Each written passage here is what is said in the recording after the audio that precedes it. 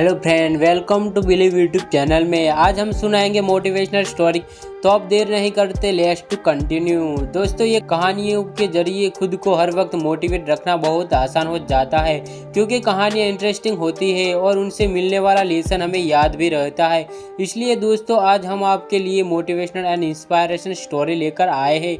दोस्तों, ये कहानी दुख में किसी का साथ मत छोड़ना। एक बार एक शिकारी शिकार करने के लिए जंगल में पहुंचा। उसने अपने तीर पर बहुत ही खतरनाक जहर लगाया और शिकार को निशाना बना करके उसने तीर को छोड़ा, लेकिन उसका तीर चूक गया और तीर एक पेड़ पर जा लगा।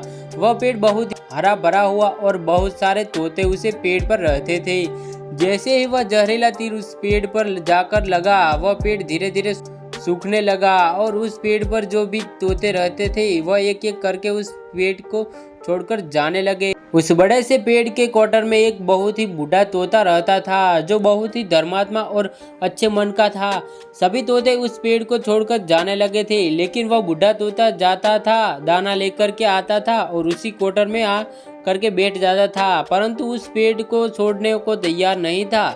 बूढ़े तोते के साथियों ने कई बार आकर उसे समझाया कि वो पेड़ सूख रहा है और किसी दिन गिर भी जाएगा, चलो किसी और पेड़ पर चलकर रहा जाए, परंतु वह बूढ़ा तोता वहां से जाने को तैयार नहीं हो रहा था। अब यह बात देवराज इंद्र तक पहुंची। उन्हें बताया गया कि एक तोता है, वह जिस पेड़ पर रहता है उस पेड़ पर एक जहरीला तीर लगने के कारण सूखने, गिरने और खत्म होने के कांगार पर आ गया है, और एक बूढ़ा तोता अभी भी वहीं पर रह रहा है। वह दाना लेकर आता है और वहीं पर रहता है।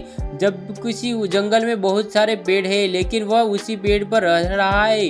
देवराज इंद्र प्रकट हुए और उस बूढ़े तोते से कहने लगे कि आप बहुत धर्मात्मा है, बहुत ही अच्छे मन के, लेकिन आप इस पेड़ को छोड़कर किसी और पेड़ चले जाएं, क्योंकि यह कुछ ही दिनों में गिर जाएगा। तालाब के पास में बहुत से बड़े बड़े और हरे भरे पेड़ हैं, बड़े बड़े क्वार्टर हैं, उन पेड़ों पर फल भी लगे हुए हैं, उन्हें वहीं पर तोड़कर खा सकते हैं, परंतु यहाँ से आप चले जाएं।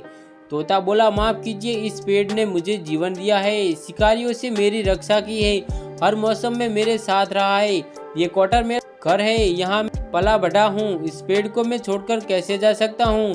इस पर संकट आया है और क्या मैं छोड़कर चला जाऊँ? नहीं कर सकता। देवराज इंद्र तोते के इस बात से बहुत ही प्रसन्न हुए। उन्होंने तोते से कहा, मैं आपके इस बात से बहुत ही खुश हूँ, मांगो जो आपको मांगना है। उस बूढ़े तोते ने कहा, मुझे बस इतना मांगना है कि जिस पेड़ ने मुझे जन्म दिया, जहाँ मेरा पला बढ़ा, से आप मेरा जन्मभूमि कर सकते हो, आप उसी फिर से वैसा ही भरा भरा कर दो जैसा यह था।